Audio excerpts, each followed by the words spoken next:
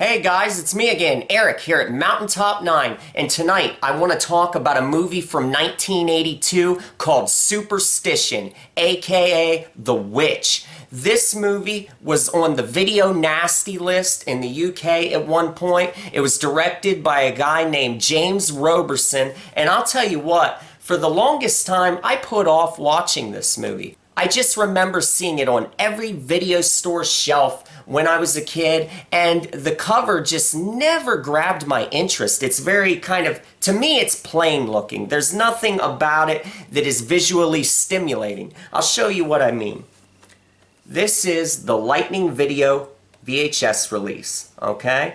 Like I said, this was in every video store, and that's the cover right there. And see, there's just nothing on there that just grabs your imagination. It's just kind of plain, you know?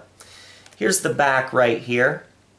And the other thing about it, the other reason I put it off is because, you know, sometimes when you were in the video store, you wouldn't necessarily read every line on the back synopsis. You would just kind of glaze your eyes over it. And I read on the back, it says in 1784. Now, as soon as I read that, I instantly jumped ship and I put it back on the shelf, because the last thing I was in the mood to watch as a fucking young kid or as a teenager was something that was set in a time before me. I didn't want to watch people riding in horse-covered wagons or fucking pioneers or any shit like that. I wanted to watch stuff that was set in a contemporary setting, something that I could relate to. So that instantly, you know, made me just uninterested in watching the film.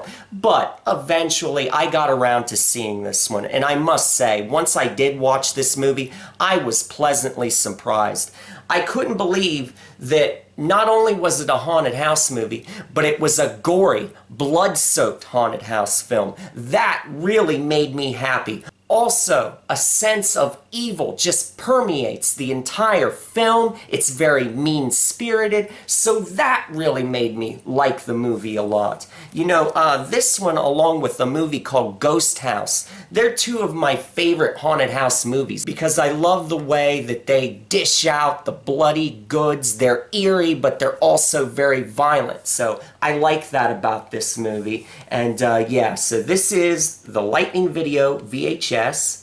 Now, in 2006, Anchor Bay put out a DVD release of the film. Unfortunately, the only extra on here is a theatrical trailer.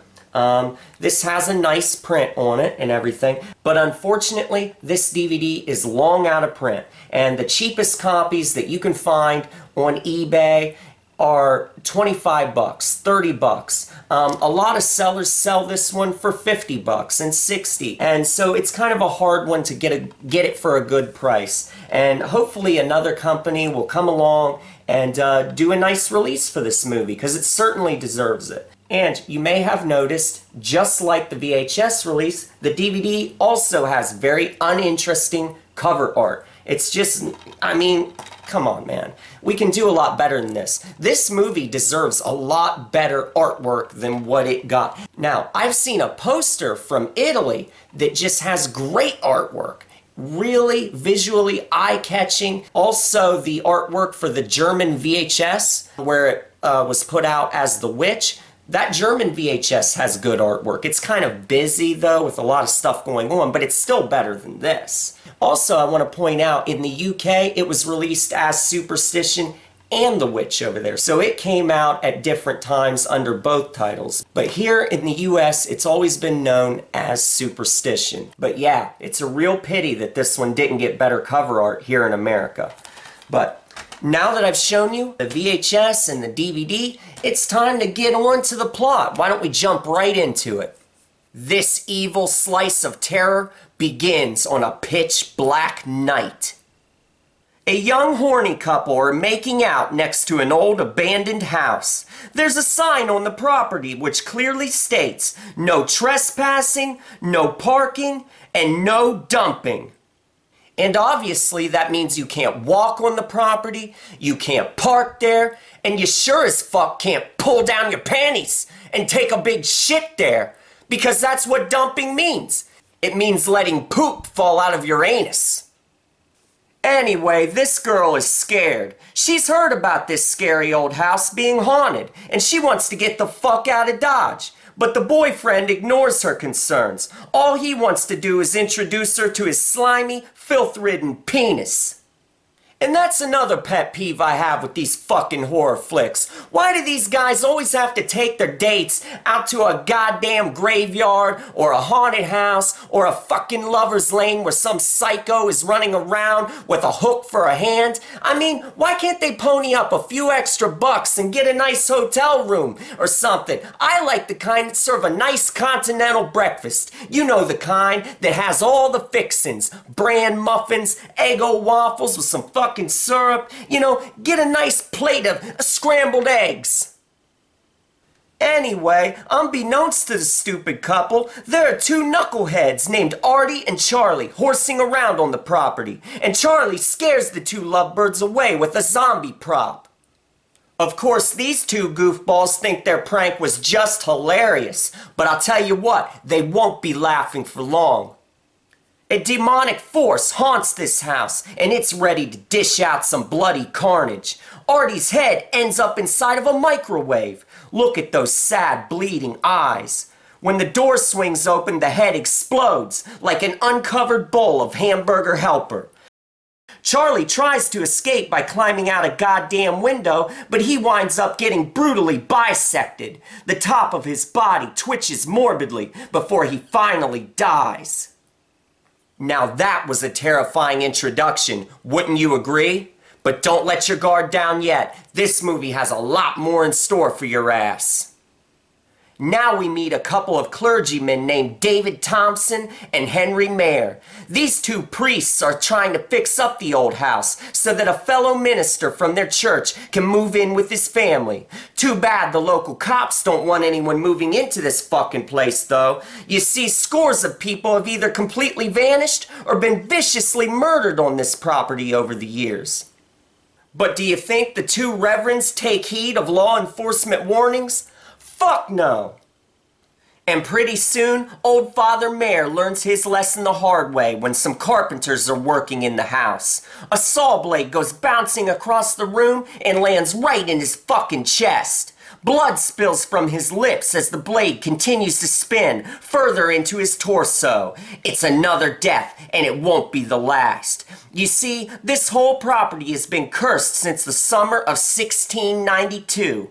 That's when a woman accused of witchery was tried and executed by drowning, while her pact with Satan still burns brightly 300 years later. And when the Reverend Leahy and his dumbass family move into the old house, they find themselves coming face to face with pure, undiluted evil.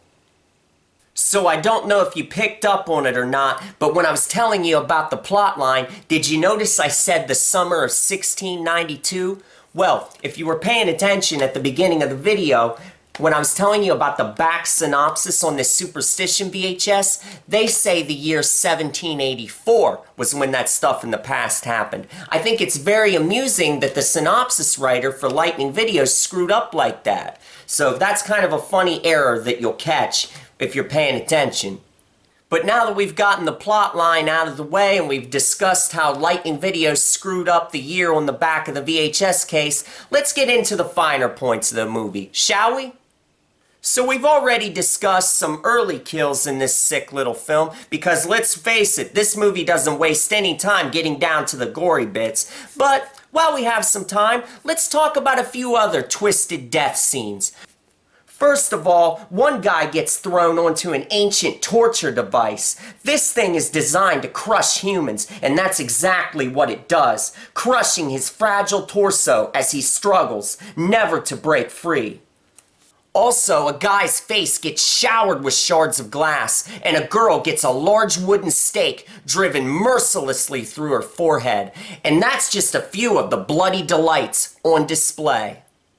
Now let's talk about the music score for this movie. Unfortunately, it is severely lacking. I really feel like this movie got short shrift as far as artwork and in the score department. A guy named David Gibney did the music for this one, and he just comes up short in my opinion.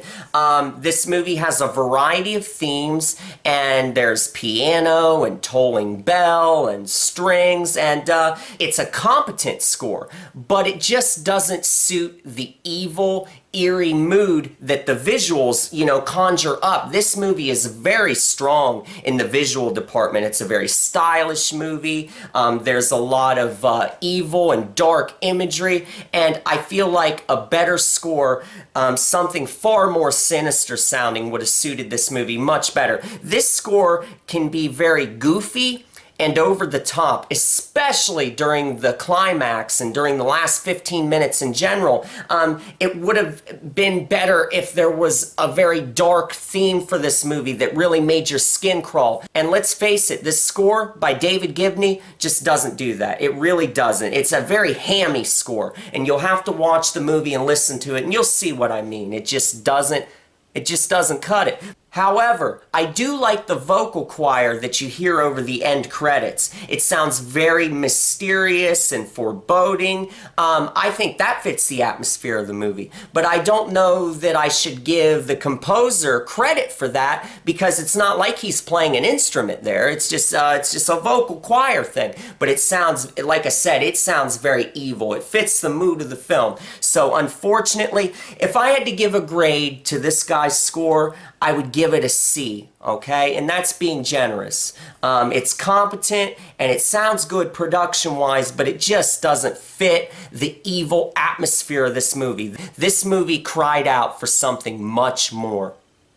As far as the effects are concerned, I think they're pretty damn good. I mean, that head in the microwave scene, that's pretty iconic to hardcore horror fans. And, the effects perfectly round out this movie in general. Like I said, this is a very mean-spirited movie. No one is safe in this flick. Man, woman, or child. And, I love, like I said in the beginning, how it's a haunted house movie, but it's also a body count movie. So not much time passes before another person meets a hideous demise. You gotta love that sense of evil which permeates everything that happens. I also like how this movie even throws in some bladder effects, like when that witch is tied up right before they drown her, her face starts to puff out, and it just reminds me of the Beast Within or something like that. You gotta love those old 1980s bladder effects. But yeah, if you've never seen Superstition, I highly recommend you check it out. It's got good haunted house atmosphere, plus it's got body count violence. So this is one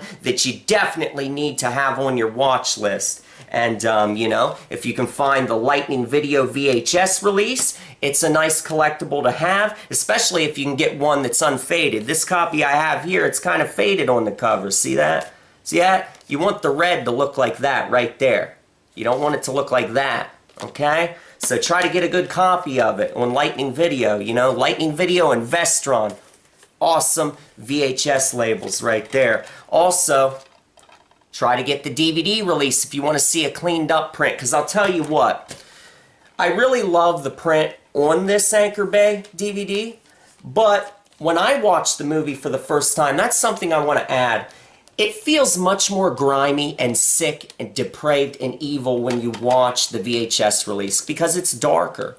The print's darker and it's more dingy, so it adds to the ambience of the movie. So if you ever get a chance, try and watch the movie first on VHS. I recommend checking it out that way first, because the atmosphere kind of gets to you, and it kind of gets under your skin a little bit more. It feels a little bit more dangerous, if you know what I mean. When you see it cleaned up here on the DVD, you don't get quite that same vibe, especially when the end credits roll over. Because let me tell you, this movie leaves you with a very hollow feeling, okay? I don't want to spoil any specifics of how it ends, but let's just say that good does not triumph in the end. This movie is downbeat. The ending is downbeat. And when those end credits come on and you hear that vocal choir, when you watch the VHS release, when you watch it on the VHS, you feel much more hollow about the experience, okay?